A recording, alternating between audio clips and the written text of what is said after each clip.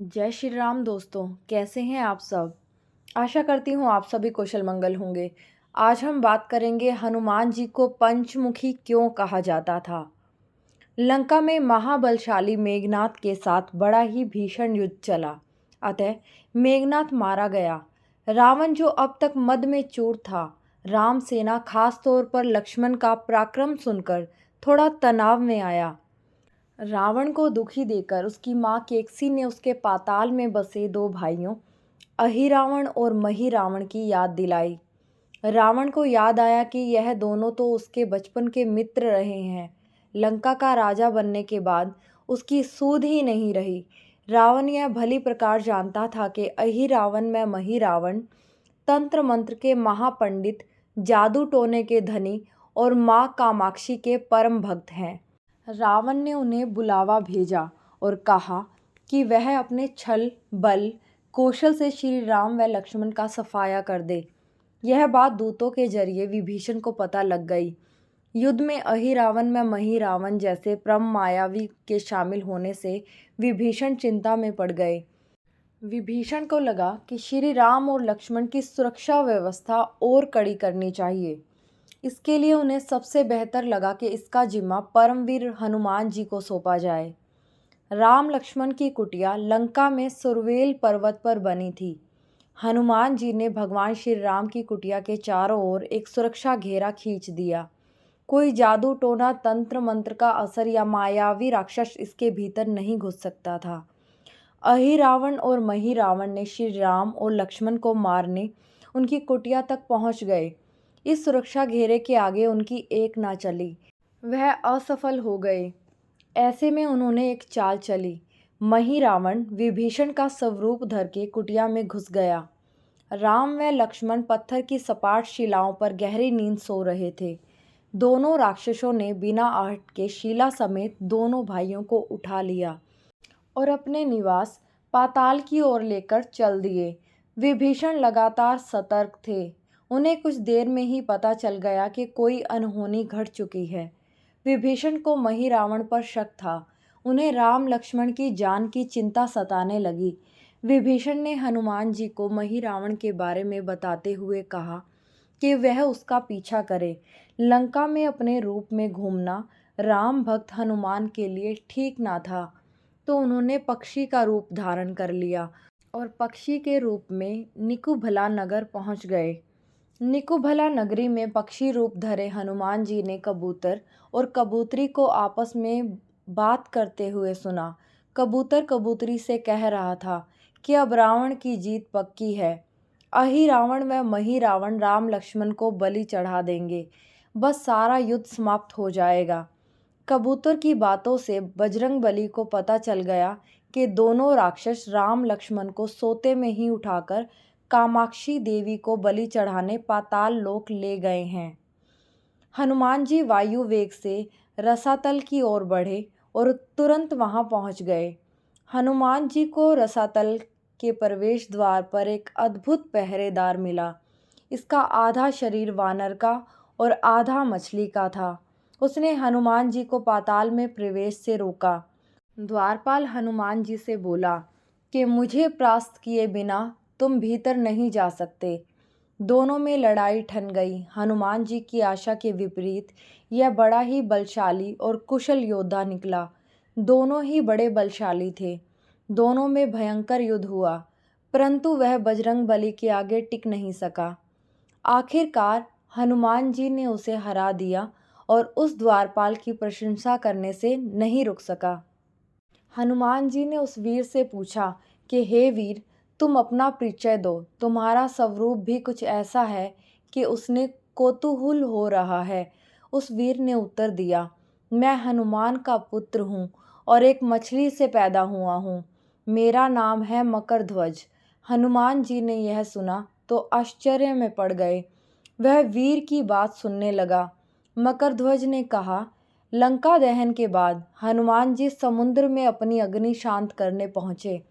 उसके शरीर से पसीने के रूप में तेज गिरा। उस समय मेरी माँ ने आहार के लिए मुख खोला था। वह तेज मेरी माता ने अपने मुख में ले लिया और गर्भवती हो गई। उसी से मेरा जन्म हुआ। हनुमान जी ने जब यह सुना तो मकरध्वज को बताया कि वह ही हनुमान है। मकरध्वज ने हनुमान जी के चरण स्पर्श किए और हनुमान जी ने अपने बेटे को गले लगाया और वहां आने का कारण पूछा। उन्होंने अपने पुत्र से कहा कि अपने पिता के स्वामी की रक्षा में सहायता करे। मकरध्वज ने हनुमान जी को बताया कि कुछ ही देर पहले राक्षस बलि के लिए आने वाले हैं। बेहतर होगा कि आप रूप बदलकर कामाक्षी के मंदिर में जाकर बैठ जाएं। उनको सारी पूजा झरोके से करने को कहा। हनुमान जी ने पहले तो मधुमक्खी का वेश धरा और माँ कामाक्षी के मंदिर में घुस गए। हनुमान जी ने माँ कामाक्षी को नमस्कार कर सफलता की कामना की और फिर पूछा, हे माँ, क्या आप वास्तव में श्री राम जी और लक्ष्मण जी की बलि चाहती हैं? हनुमान जी के इस प्रश्न पर माँ कामाक्षी ने उत्तर दिया कि नहीं बेटा, मैं तो दुष्ट हरि रावण और मही रावण की बलि चाहती हूँ। यह दोनों मेरे भक्त तो हैं पर अधर्मी और अत्याचारी हैं। आप अपने प्रयत्न करो और सफल रहो। मंदिर में 5 दीप जल रहे थे, अलग अलग दिशाओं और स्थान पर। माँ ने कहा, यह दीप हरि रावण और मही रावण ने मेरी प्रसन्नता के लिए जलाए हैं। जिस दिन ये दीपक एक साथ बुझ जाएंगे उनका अंत सुनिश्चित हो जाएगा। इस बीच गाजे बाजे का शोर सुनाई पड़ने लगा। अहि रावण में मही रावण बलि चढ़ाने के लिए आ रहे थे। हनुमान जी ने अब माँ कामाक्षी का रूप धरा। जब अहि रावण और मही रावण मंदिर में प्रवेश करने ही वाले थे कि हनुमान जी का महिला स्वर गूंजा। हनुमान जी बोले, मैं कामाक्षी देवी हूँ। आज मेरी पूजा झरोके से करो। झरोके से पूजा आरंभ हुई। ढेर सारा चढ़ावा माँ कामाक्षी को झरोके से चढ़ाया जाने लगा। अंत में बंधक बलि के रूप में राम लक्ष्मण को भी उसी झरोके से अंदर डाला गया। दोनों बंधक बेहोश थे। हनुमान जी ने तुरंत उन्हें बंधन मुक्त किया। अब पाताल लोक से निकलने की बारी थी, पर उससे पहले माँ कामाक्षी के सामने अहि रावण मही रावण की बलि देकर उनकी इच्छा पूरी करनी थी और दोनों राक्षसों को उनके किए की सजा देनी शेष थी। अब हनुमान जी ने मकरध्वज को कहा कि वह अचेत अवस्था में लेटे हुए भगवान राम और लक्ष्मण का खास ख्याल रखें। उसके साथ मिलकर दोनों राक्षसों के खिलाफ युद्ध छेड़ दिया। पर यह युद्ध आसान न था। अहि रावण और मही रावण बड़ी मुश्किल से मरते तो फिर 5-5 रूप में जिंदा हो जाते। इस विकट स्थिति में मकरध्वज ने बताया कि अहि रावण की एक पत्नी नाग कन्या है। अहि रावण उसे बलात् हर लाया है। वह उसे पसंद नहीं करती पर मन मार के उसके साथ रहती है। वह अहि रावण के राज जानती होगी। उससे उसकी मौत का उपाय पूछो। आप उसके पास जाएं और सहायता मांगे। मकरध्वज ने राक्षसों को युद्ध में उलझाए रखा और उधर हनुमान अहि रावण की पत्नी के पास पहुंचे। नाग कन्या से उन्होंने कहा कि यदि तुम अहि रावण की मृत्यु का भेद बता दो तो हम उसे मारकर तुम्हें उसके चुंगल से मुक्ति दिला देंगे। अहि रावण की पत्नी ने कहा, मेरा नाम चित्रसेना है। मैं भगवान विष्णु की भक्त हूँ। मेरे रूप पर अहि रावण मर मिटा और मेरा अपहरण कर यहाँ कैद कर दिया, पर मैं उसे नहीं चाहती। लेकिन मैं अहि रावण का भेद तभी बताऊंगी जब मेरी इच्छा पूरी की जाएगी। हनुमान जी ने अहि रावण की पत्नी नागकन्या चित्रसेना से पूछा कि आप अहि रावण की मृत्यु का रहस्य बताने के बदले क्या चाहती हैं? आप मुझसे अपनी शर्तें बताएं, मैं उसे ज़रूर पूरा करूँगा। चित्रसेना ने कहा, दुर्भाग्य से अहि रावण जैसा असुर मुझे हर लाया। इससे मेरा जीवन खराब हो गया। मैं अपने दुर्भाग्य को सौभाग्य में बदलना चाहती हूँ। आप अगर मेरा विवाह श्री राम से कराने का वचन दें तो मैं अहि रावण के वध का रहस्य बताऊंगी। हनुमान जी सोच में पड़ गए। भगवान श्री राम तो एक पत्नी निष्ठा हैं। अपनी धर्म पत्नी देवी सीता को मुक्त कराने के लिए असुरों से युद्ध कर रहे हैं। वह किसी और से विवाह की बात तो कभी स्वीकारेंगे नहीं। मैं कैसे वचन दे सकता हूँ? फिर सोचने लगे कि यदि समय पर उचित निर्णय ना लिया गया तो स्वामी के प्राण संकट में आ जाएंगे। असमंजस की स्थिति में बेचैन हनुमान जी ने ऐसी राह निकाली कि सांप भी मर गया और लाठी भी नहीं टूटी। हनुमान जी बोले, तुम्हारी शर्त स्वीकार है, पर हमारी भी एक शर्त है। यह विवाह तभी होगा जब तुम्हारे साथ भगवान राम जिस पलंग पर आसीन होंगे वह सही सलामत रहना चाहिए। यदि वह टूटा तो इसे अपशगुन मानकर वचन से पीछे हट जाऊंगा।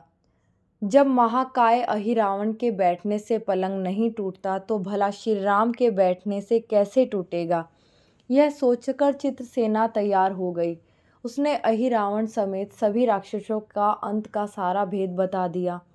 चित्रसेना ने कहा, दोनों राक्षसों के बचपन की बात है।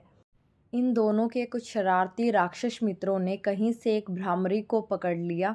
मनोरंजन के लिए वे उसे भ्रामरी को बार बार कांटों से छेड़ रहे थे। भ्रामरी साधारण भ्रामरी न थी, वह भी बहुत मायावी थी, किंतु किसी कारणवश वह पकड़ में आ गई। भ्रामरी की पीड़ा सुनकर अहिरावण और महिरावण को दया आ गई और अपने मित्रों से लड़कर उसे छुड़वा दिया। मायावी भ्रामरी का पति भी अपनी पत्नी की पीड़ा सुनकर आया था। अपनी पत्नी की मुक्ति से प्रसन्न होकर उस भोरे ने वचन दिया था कि तुम्हारा उपकार का बदला हम सभी भ्रमर जाति मिलकर चुकाएंगे। ये भोरे अधिकतर उसके शयन कक्ष के पास रहते हैं। ये सब बड़ी भारी संख्या में हैं। दोनों राक्षसों को जब भी मारने का प्रयास हुआ है और ये मरने को हो जाते हैं, तब भ्रमर उनके मुख में एक बूंद अमृत का डाल देते हैं। उस अमृत के कारण ये दोनों राक्षस मरकर भी जिंदा हो जाते हैं। इनके कई कई रूप उसी अमृत के कारण हैं। इन्हें जितनी बार फिर से जीवन दिया गया, उनके उतने नए रूप बनते गए। इसलिए आपको पहले इन भंवरों को मारना होगा। हनुमान जी रहस्य जानकर लौटे। मकरध्वज ने अहिरावण को युद्ध में उलझा रखा था, तो हनुमान जी ने भंवरों का खात्मा शुरू किया। वे आखिर हनुमान जी के सामने कहाँ तक टिक पाते। जब सारे भ्रमर खत्म हो गए, केवल एक बचा, तो वे हनुमान जी के चरण में लौट गया। उसने हनुमान जी से प्राण रक्षा की याचना की। हनुमान जी पसीज गए। उन्होंने उसे क्षमा करते हुए एक काम सौंपा। हनुमान जी बोले, मैं तुम्हें प्राण दान देता हूँ, पर इस शर्त पर कि तुम यहाँ से तुरंत चले जाओ और अहिरावण की पत्नी की पलंग की पार्टी में घुसकर जल्दी से जल्दी उसे पूरी तरह से खोखला बना दोगे। भंवरा तत्काल चित्रसेना के पलंग की पार्टी में घुसने के लिए प्रस्थान कर गया। इधर अहिरावण और महिरावण को अपने चमत्कार के लुप्त होने से बहुत अचरज हुआ, पर उन्होंने मायावी युद्ध जारी रखा। भ्रमरों को हनुमान जी ने समाप्त कर दिया। फिर भी हनुमान जी और मकरध्वज के हाथों अहिरावण और महिरावण का अंत नहीं हो पा रहा था। यह देखकर हनुमान जी कुछ चिंतित हुए। फिर उन्हें कामाक्षी देवी का वचन याद आया। देवी ने बताया था कि अहिरावण की सिद्धि है कि जब पांचों दीपक एक साथ बुझेंगे, तभी वे नए नए रूप धारण करने में असमर्थ होंगे और उनका वध हो सकेगा। हनुमान जी ने तत्काल पंचमुखी रूप धारण कर लिया। उत्तर दिशा में वराह मुख, दक्षिण दिशा में नरसिंह मुख, पश्चिम में गरुड़ मुख, आकाश की ओर हयग्रीव मुख एवं पूर्व दिशा में हनुमान मुख। उसके बाद हनुमान जी ने अपने पांचों मुख द्वारा एक साथ पांचों दीपक बुझा दिए। अब उनके बार बार पैदा होने और लंबे समय तक जिंदा रहने सारी आशंकाएं समाप्त हो चुकी थी। हनुमान जी और मकरध्वज के हाथों शीघ्र ही दोनों राक्षस मारे गए। इसके बाद उन्होंने श्री राम और लक्ष्मण जी की मूर्छा दूर करने के उपाय किए। दोनों भाई होश में आ गए। चित्रसेना भी वहां आ गई थी।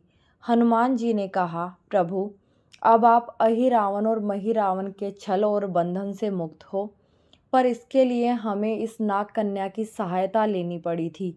अहिरावण इसे बलपूर्वक उठाकर लाया था। वह आपसे विवाह करना चाहती है। कृपया उससे विवाह कर अपने साथ ले चले। इससे उसे भी मुक्ति मिलेगी। श्री राम हनुमान जी की बात सुनकर चकराए। इससे पहले कि वह कुछ कह पाते, हनुमान जी ने कह दिया, भगवान, आप मुक्तिदाता हैं। अहिरावण को मारने का भेद इसी ने बताया है। इसके बिना हम उसे मारकर आपको बचाने में सफल न हो पाते। कृपया निधान इसे भी मुक्ति दें।